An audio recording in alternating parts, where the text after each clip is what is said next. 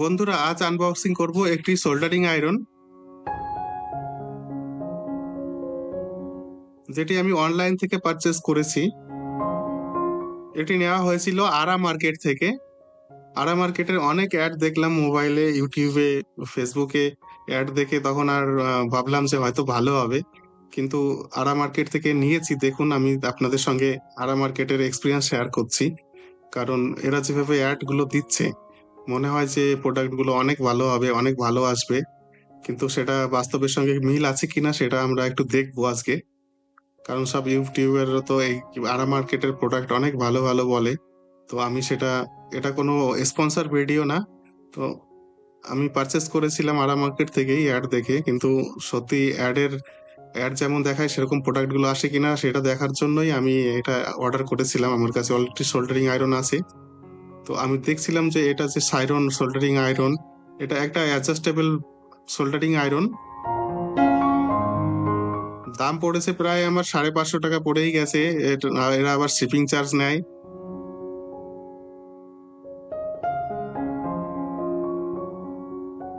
তো দেখি, একটু খুলে দেখি এটা কেমন এসেছে। এটা টেম্পারেচার অ্যাডজাস্ট করা যায়, adjustable temperature 60 watt soldering iron, এর সঙ্গে 5টা বিট আবার ফ্রি।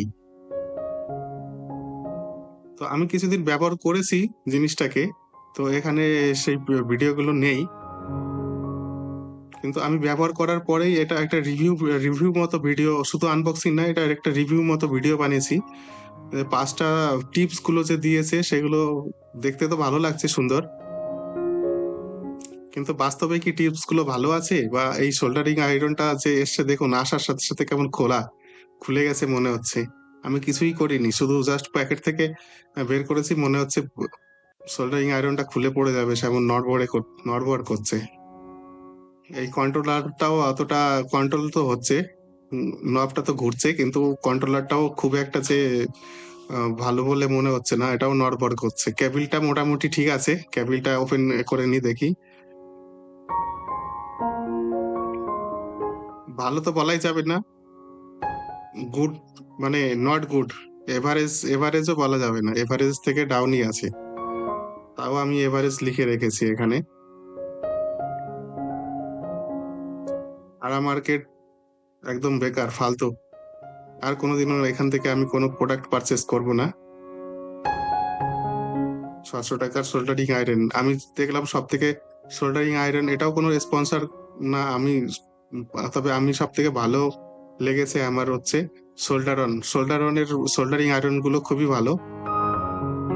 প্রাইসও একটু বেশি অবশ্য সেটার, কিন্তু এটারও প্রাইস কম না। আমার পড়ে গেছে 600 টাকা। তো এমআরপি ছিল 600 টাকার কাছাকাছি পড়ে গেছে আমার, শিপিং চার্জ হাবি জাবি এইসব দিয়ে।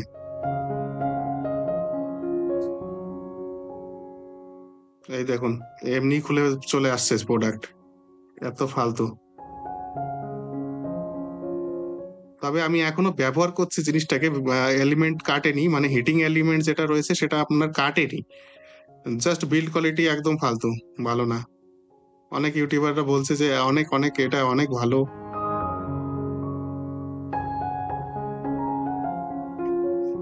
একদমই বেকার।